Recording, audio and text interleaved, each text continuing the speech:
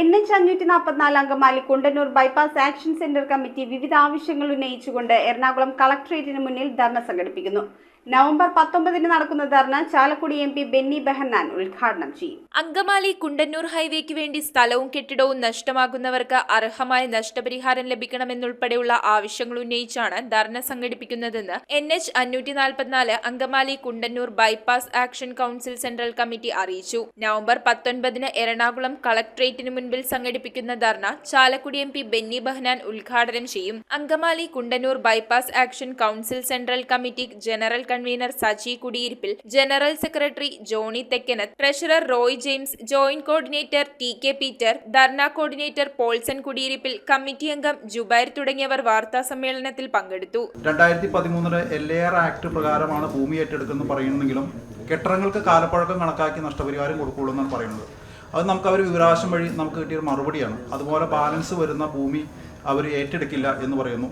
അതുപോലെ തന്നെ പ്രധാനപ്പെട്ട ഒരു വിഷയമാണ്, ഇപ്പോൾ ഭൂരിഭാഗം പോകുന്ന സ്ഥലങ്ങളിലും ഈ BTRൽ നിലമായിട്ട് കിടക്കുന്ന ഭൂമികൾ, അതായത് കെട്ടിടങ്ങളുണ്ട്, വൃക്ഷങ്ങളുണ്ട്.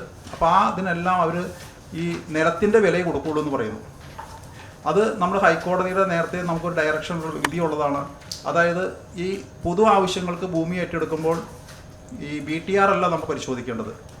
നിലവിൽ ഈ ഭൂമിയുടെ അവസ്ഥ എന്താണോ അത് കണക്കാക്കി നഷ്ടപരിഹാരം പുരയിടത്തിൻ്റെ സ്വഭാവമാണ്, ഈ പുരയിടത്തിൻ്റെ വില കൊടുക്കണം എന്നാണ് കോടതിയുടെ ഉത്തരവിൽ പറഞ്ഞിരിക്കുന്നത്. പക്ഷേ ഇതൊന്നും പാലിക്കാനായിട്ട് ഈ NHI അധികാരികൾ തയ്യാറാകുന്നില്ല. ഇതൊരു കമ്പൽസറി അക്വിസേഷൻ വഴിയാണ് ഈ ഭൂമി ഏറ്റെടുക്കുന്നത്.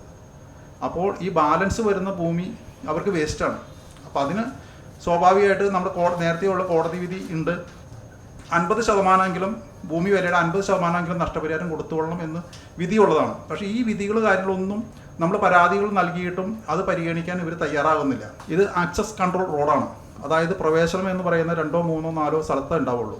ഇപ്പോൾ സർവീസ് റോഡിൽ പോകുന്ന ആളുകൾക്ക് മെയിനായിട്ട് വരുന്ന റെയിൽവേ മേൽപ്പാലങ്ങൾ, അതായത് പുഴയ്ക്ക് കുറയുള്ള പാലങ്ങൾ, ഇതിലൊന്നും സർവീസ് റോഡിലേക്ക് കണക്ഷൻ ഉണ്ടാവില്ല. സർവീസ് റോഡിലൂടെ പോയി ആ പാലത്തിൻ്റെ അടിയിൽ കൂടെ തിരിച്ച് നമ്മൾ വേറെ ഏതെങ്കിലും വഴിക്ക് പോകുന്ന ഒരു ഇതാണ് വരുന്നത്.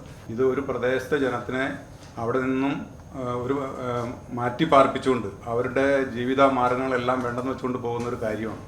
അതിന് അവർക്ക് അവരുടേതായ പ്രശ്നങ്ങൾ, അവർ മാനസികമായിട്ട് വളരെ തളർന്നിരിക്കുന്ന ഒരു കാര്യമാണ്. എന്നാലും പൊതു ആവശ്യം എന്നുള്ള നിലയ്ക്ക് വിട്ടുകൊടുക്കാൻ എല്ലാവരും തയ്യാറാണ്. പക്ഷേ അവർക്ക് കിട്ടേണ്ടതായിട്ടുള്ള ആനുകൂല്യങ്ങൾ അതിൽ ഒരു കോംപ്രമൈസിനും അവിടെയുള്ള ആരും തയ്യാറല്ല. കാരണം അപ്പോൾ ജെന്യൂനായിട്ട് ഒരു പ്രദേശത്ത് 4, 5 പഞ്ചായത്ത് റോഡ് ഉണ്ടെങ്കിൽ അതിൻ്റെ 1, 2 മെയിൻ റോഡുകൾ ഉണ്ടാവും. അവിടെ അണ്ടർപാത്തുകൾ കൊടുത്തില്ലെങ്കിൽ ആ പ്രദേശങ്ങൾ ഒറ്റപ്പെട്ടു പോകും. 18 വില്ലേജുകളിലായിട്ട് 6000 പേരുടെ സ്ഥലമാണ് പോവുക. 2000-ൻ്റെ അടുത്ത് 1800ഓളം പേരുടെ വീടാണ് പോവുക. വീട് തന്നെയല്ല, ബിസിനസ് നടത്തുന്ന കടകൾ ഉൾപ്പെടെ അതിനുമായിട്ടുള്ള മറ്റുള്ള സ്ഥലങ്ങൾ അല്ലെങ്കിൽ ക്രഷർ തുടങ്ങുന്ന സ്ഥലങ്ങളും പോകുന്നുണ്ട്, അല്ല ബിസിനസ് കേന്ദ്രങ്ങളും പോകുന്നുണ്ട്.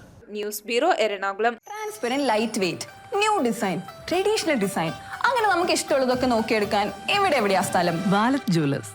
നീ ആഗ്രഹിക്കുന്നതെല്ലാം ഇവിടെ കിട്ടും. Wallet Jewellers. ഇനി സ്വർണം വാങ്ങാം ആലുവയിൽ തന്നെ.